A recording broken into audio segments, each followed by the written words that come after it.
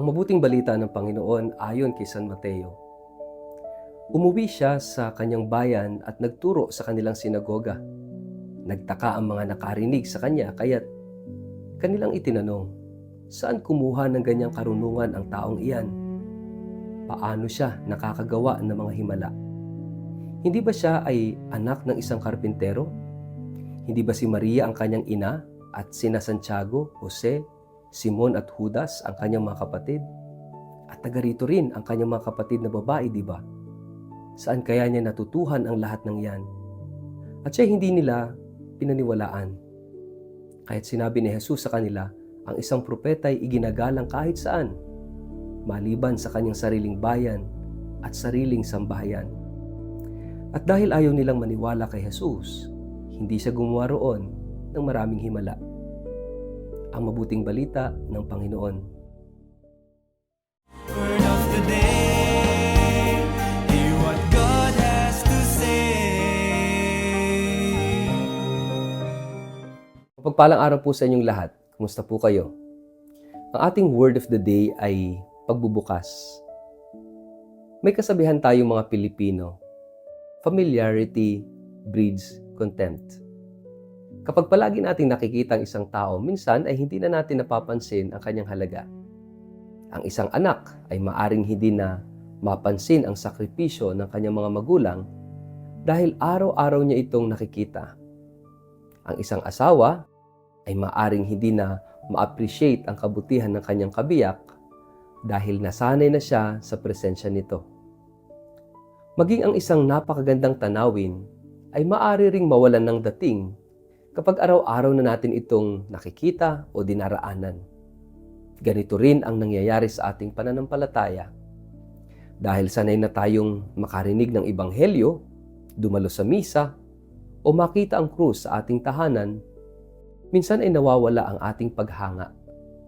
Ang dating banal ay nagiging ordinaryo, ang dating kahanga-hanga ay nagiging pangkaraniwan, at ang pinakamasaklap, ang Diyos na napakalapit sa atin ay hindi na natin nakikilala. Ito ang trahedyang nangyari sa Nazareth at ito rin ang panganib na maaari nating maranasan ngayon. Sa Ebanghelyo ayon kay San Mateo, bumalik si Jesus sa kanyang sariling bayan. Nagturo siya sa sinagoga at namangha ang mga tao sa kanyang karunungan at sa mga himalang kanyang ginagawa. Ngunit sa halip na humantong sa pananampalataya ang kanilang pagkamangha, nauwi ito sa pagdududa. Nagsimula silang magtanong, hindi ba't ito ang anak ng karpintero? Hindi ba't kilala natin ang kanyang ina na si Maria? Hindi ba't kasama natin ang kanyang mga kapatid at kamag-anak? Sa madaling salita, sinabi nila, kilala namin siya. Wala namang espesyal sa kanya. At dahil sa kanilang saradong puso, sinabi ng Ebanghelyo na hindi siya gumawa roon ng maraming himala dahil sa kanilang kawalan ng pananampalataya. At dito natin matatagpuan yung salitang bumabalot sa ating buong Ebanghelyo sa araw na ito. Pagbubukas. Pagbubukas ng puso upang makilala ang Diyos, yung kanyang presensya, sa kabila ng pagiging pamilyar natin. Napakaganda ng salitang ito sapagkat ipinapaalala nito na ang pananampalataya ay nagsisimula sa isang pusong bukas. Hindi sapat ang makakita. Hindi sapat ang makarinig. Hindi sapat ang makakilala. Kailangang maging bukas ang puso upang makilala ang Diyos sa kanyang pagdating. Ang mga taga-Nazareth ay may malaking pribilehyo. Lumaki si Jesus sa kanilang piling, nakita nila siyang bata pa lamang. Marahil ay nakita nila siyang tumutulong kay San Jose sa paggawaan bilang karpintero. Nakasalubong nila siya sa lansangan, ngunit ang mismong pagiging pamilyar nila kay Jesus ang naging dahilan upang hindi nila makita ang kanyang tunay na pagkatao. Madalas din itong mangyari sa atin. Sanay na tayong magsimba, kaya minsan ay hindi tayo nakikinig sa salita ng Diyos.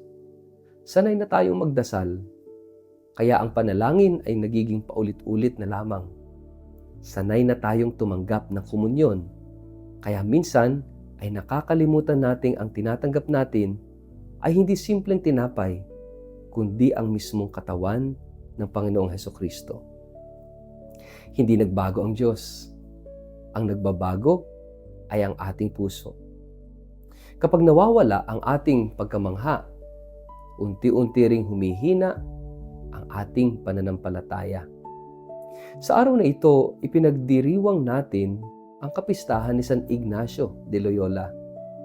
Kung may isang santo na may larawan o tunay na larawan ng pagbubukas, siya yon.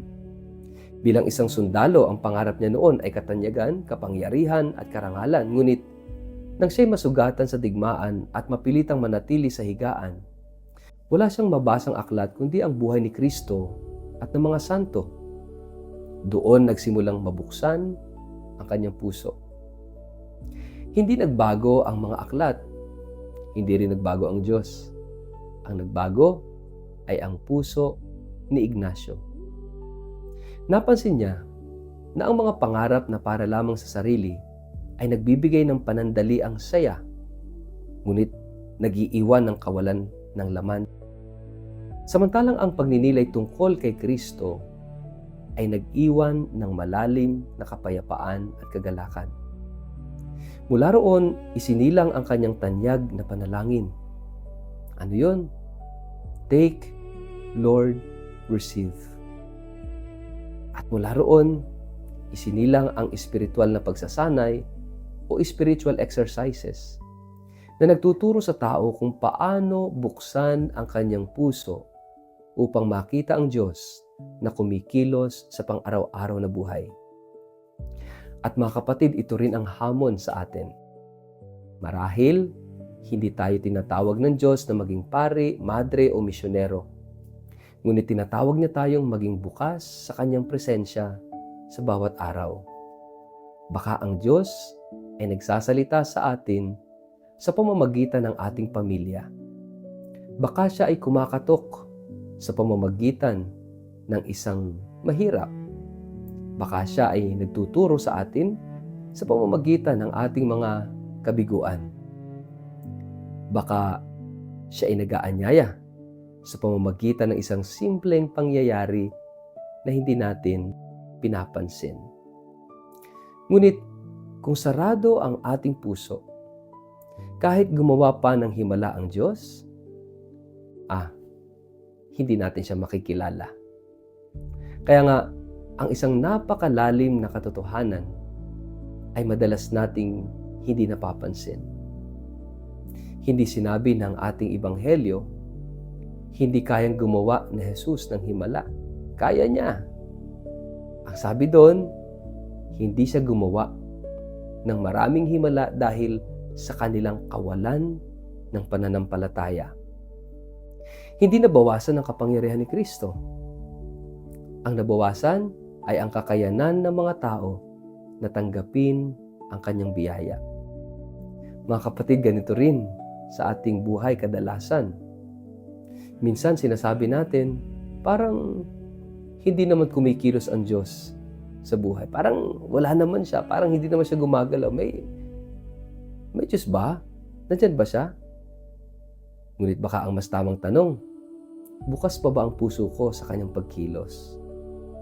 Ang biyaya ng Diyos ay parang sikat ng araw. Patuloy itong sumisikat sa lahat. Ngunit kung nakasara ang bintana ng ating puso, tayo mismo ang nagkukulong sa ating sariling kadiliman. Hindi tumitigil ang Diyos sa pagmamahal. Hindi siya tumitigil ng pagtawag sa atin. Hindi siya tumitigil sa paggawa ng mga himala sa buhay. Ang tanong ay kung handa ba tayong buksan ang ating puso upang makita ang kanyang mga ginagawa, ang kanyang mga himala. At ito ang naging lihim ni San Ignacio de Loyola. Hindi siya naging santo dahil marami siyang nagawa. Naging santo siya dahil natutunan niyang sabihin araw-araw, Panginoon, ano ang nais mong gawin ko? Ang pusong bukas sa Diyos ay pusong laging handang magbago. Kaya nga, mga kapatid, ngayong araw na ito, Sa kapistahan ni San Ignacio de Loyola, tandaan natin yung salitang pagbubukas, openness. Buksan natin ang ating puso upang makilala natin at makita, maranasan ang presensya ng Diyos kahit sa mga pamilyar. Ngayong araw, huminto tayo sandali. Tingnan natin muli yung ating buhay. Baka ang Diyos ay naroon na sa mga taong araw-araw nating nakakasama. Baka siya nagsasalita sa pamamagitan ng iyong pamilya, trabaho, komunidad, o maging ng iyong mga pagsubok. Huwag hayaang ang pagiging pamilyar ay maging hadlang sa pananampalataya. Huwag hayaang ang nakasanayan ay maging dahilan upang mawala ang iyong pagkamangha sa Diyos. Sa halip hilingin natin ang biyayang ipinagdasal ni San Ignacio, ang magkaroon ng pusong laging handang makita ang Diyos sa lahat ng bagay. Sapagkat ang himala ay hindi nagsisimula sa pagbabago ng mundo. Nagsisimula ito sa isang pusong bukas kay Kristo. At kapag ang bukas na puso ay nandoon, ang bawat ordinaryong araw ay nagiging lugar ng pambihirang biyaya. Pagnilayan natin, meron bang bahagi ng ating buhay na naging sobrang pamilyar na kaya hindi na natin nakikita ang presensya at pagkilos ng Diyos? Ano ang mga maaari nating gawin upang muling buksan ang ating puso sa Kanya? Sa ngalan ng Ama at ng Anak at ng Espiritu Santo. Amen. Panginoong Jesus, patawarin mo kami sa mga pagkakataong naging manhid ang aming puso dahil sa nakasanayan. Tulad ni San Ignacio de Loyola, bigyan mo kami ng pusong bukas upang makilala ka sa bawat tao, pangyayari at pagkakataon ng aming buhay. Alisin mo ang aming pagmamataas, pagdududa at kawalan ng pananampalataya. Turuan mo kaming makita ka sa lahat ng bagay at tumugon ng may pagmamahal at pagtitiwala. Naway ang bawat araw ay maging bagong pagkakataon upang makatagpo ka at sundan ka ng buong puso. Amen. Pagpalain po kayo't ingatan ng makapangyarihang Diyos, Ama at Anak at Espiritu Santo. Amen.